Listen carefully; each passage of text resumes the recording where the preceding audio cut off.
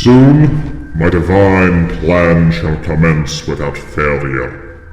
I, the omnipotent, I, the omniscient, I, the sovereign and immutable, I, now as I stand, a god amongst gods, shan't be stopped in my ploys to enact my revenge. Now that I have the tools to fulfill my grand conquest, keening and sunder, I only require that phantasmal gauntlet, Wraithguard, to actualize it. The only thing in my way is the tribunal. The incorrigible, unintelligible tribunal. They who took the one man I thought to be my brother in arms, Moon and Star, who is yet to reveal himself to me in this turning of ages. How unromantic. Thus now, I should act upon the time I have left as it is, instead of wasting away in this unearthly chamber. Yes. Tonight, I shall bring vengeance unto this world that has forsaken what is so rightfully mine.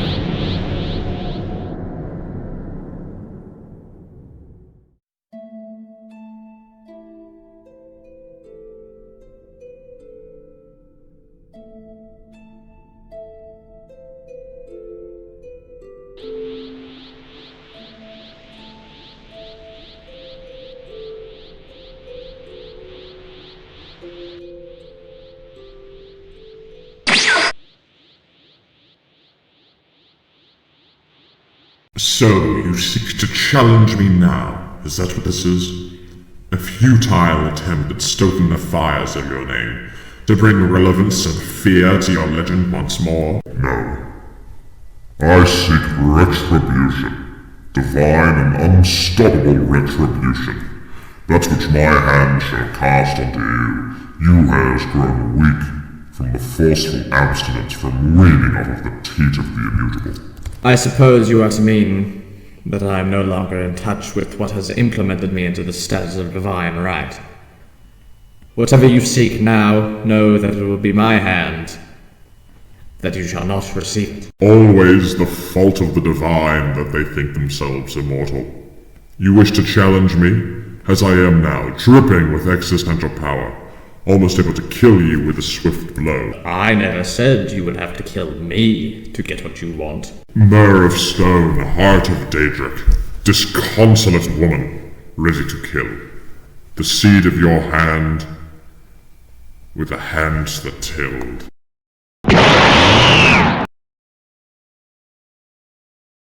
Come on! Damn this!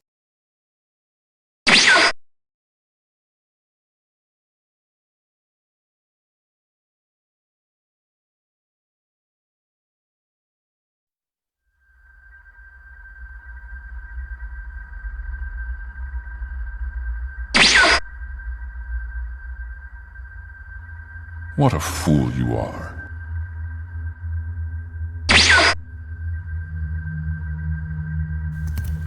This is not the first time I've noticed what a great evil excessive anger is. No, I've noticed this many times. You, for instance, could have easily stayed in Mournhold, in your own home, if only you had obeyed your own sensibilities and kept your mindless words to yourself. It's because of these mindless words of yours that you shall die here in this place. I don't care about those who follow you. I don't care if you never stop condemning me. Dagother is the worst of all. But you've also done evil deeds unto the one who united us. Far too cruel and far too evil. And now you shall pay the price for that. Death. I've often softened my anger against you, because I wanted you to pay for your crimes swiftly. You've never stopped uttering lies and propaganda against me. So here's your reward for it. Death. Still and all, here I am with my hatred for you ever long-lasting, to make sure that you and your presence die here, in this mechanical city. Death carries enough hardship as it is. Even though you hate me, I'll never grant you anything but a swift death. Hateful, miserable devil! Words defy my tongue to put together insult worthy enough of your sort of cowardice. You dare come here to me. You a devil most hated by all the generations of mortals and immortals alike, and by me, No, this is not daring. It takes no courage to lift your eyes and look upon the friends whom you destroyed. This is not courage, no! This is the worst of all human flaws. This is shame! But it is good you came. It's good because I'll be able to tell you what I feel and that way ease my heart somewhat and have yours taste my bitterness. First, let me tell you, let me remind you that I have once saved your life. All those mer who were with you when you took control of that ancient heart long ago, Lorcards, they all know this. When you were made to control the gauntlet, and the hammer, and the knife, and control those reality-defying sounds, all those mer who were with you then know that I have saved your life. And it was I who also saved your life by killing the Dwemer, who guarded those artifacts with their many mechanical men. And again it was I who betrayed the way of my house to come with you and the others to Mournhold, not moved by a mind, but by a mindless heart.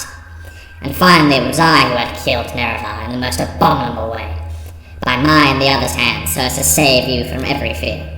And though I did all this for you, most disgraceful of mer, you betrayed me. I care not for you, nor do I care for what you think about gods.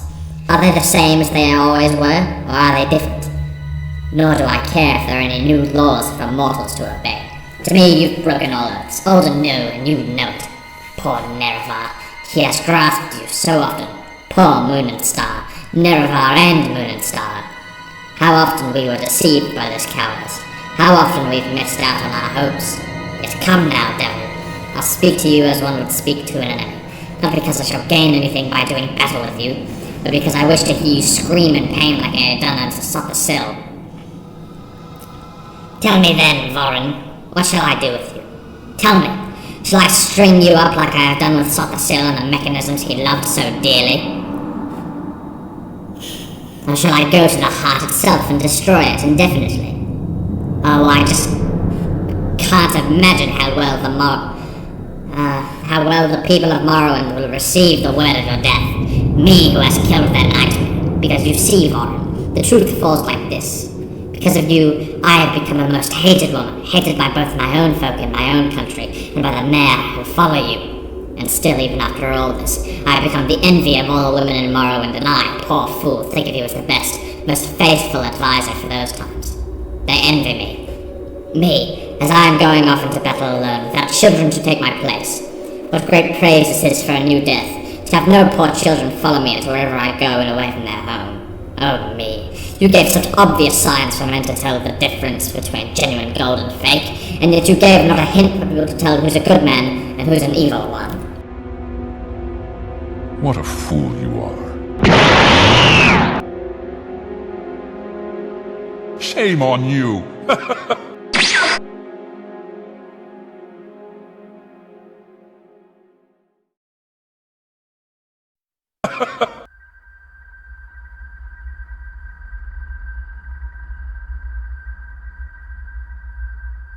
This is the end. The bitter, bitter end.